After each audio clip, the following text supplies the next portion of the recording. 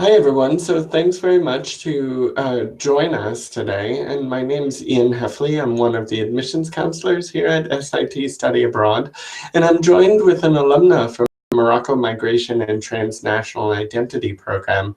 Would you like to take a moment to introduce yourself this Yeah, morning? hi. I'm Hazlett Henderson. I study at Swarthmore College. I study Arabic and education. Thank you very much for taking some time to speak with me today so prospective students can hear directly from people who have been there.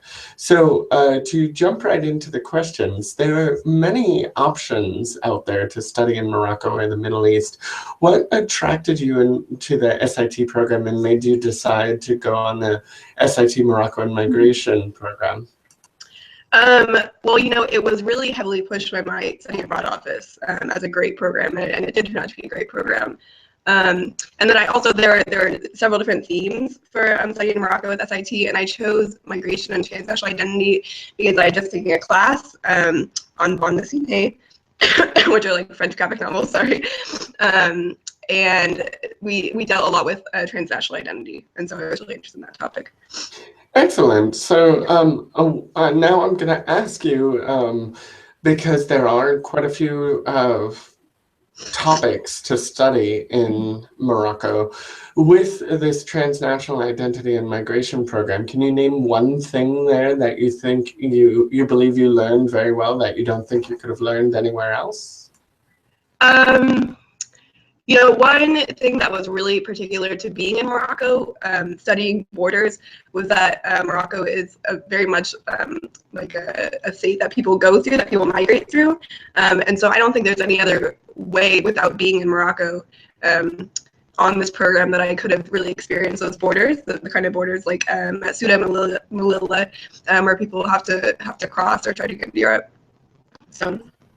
Okay, thanks very much. So as someone who has been on the program, you have seen that our programs are on the smaller side. I believe there was only about 22 or 23 students on your program that time, which is good because it keeps you very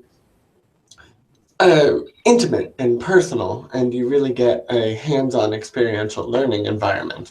But at the same time, it means a lot of people haven't heard of us. So I want to hear how you would explain SIT Study Abroad to someone who hasn't heard from us. Well, okay, so I've been explaining it to so many people since I got back. The most important thing about SIT, for me, like the hallmark of it, is the independent study project period. And so I've been telling everyone since I got back that you spend a month at the end not living with your host family, doing basically whatever kind of research you want, and then writing like a serious big paper that you probably haven't written before on it.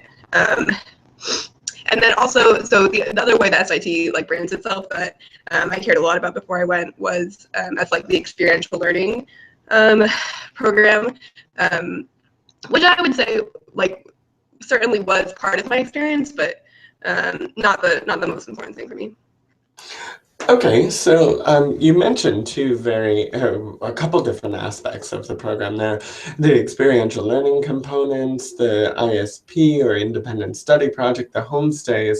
If you had to choose one of the aspects of the program as your favorite, which one would it be? Certainly the independent study project.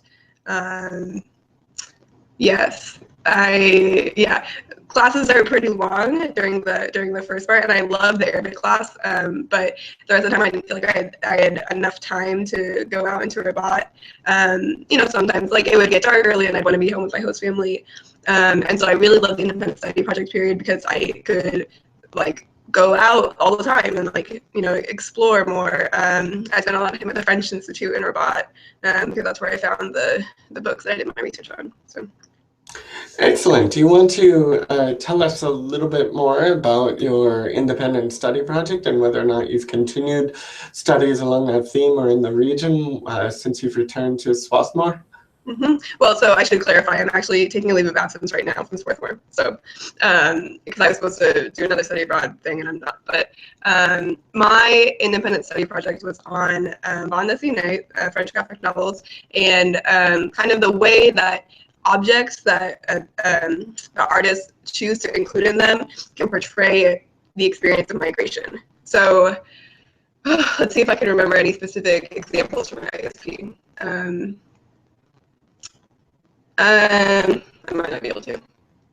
But anyway, so I'm still continuing to study Montessori, definitely. It might be a subject of my thesis, and I'm still. I mean, they're in French, the Montessori. I'm a French student. I'm also an Arabic student, and I'm definitely going to continue with those language studies. So. Excellent, very good. So my last question for you is really if you knew what. If you could name one thing that you know now after being in Morocco that you wish you knew before you left for Morocco, what would it be? It's tough. You know, one thing, okay, this is particular in my case, so maybe it won't be that applicable to other students, but I went to Morocco hoping really to work on my Arabic because I was in France the previous summer, and so my French was pretty good. But it's really easy to just speak French all the time. Not with everyone, like there will definitely be people you run into who don't speak French. But yeah, I have to say that my Arabic got a lot better in Arabic class, but not in the street. So you relied on French in the street a lot more? Okay. Yeah. And yeah, with my family a little bit.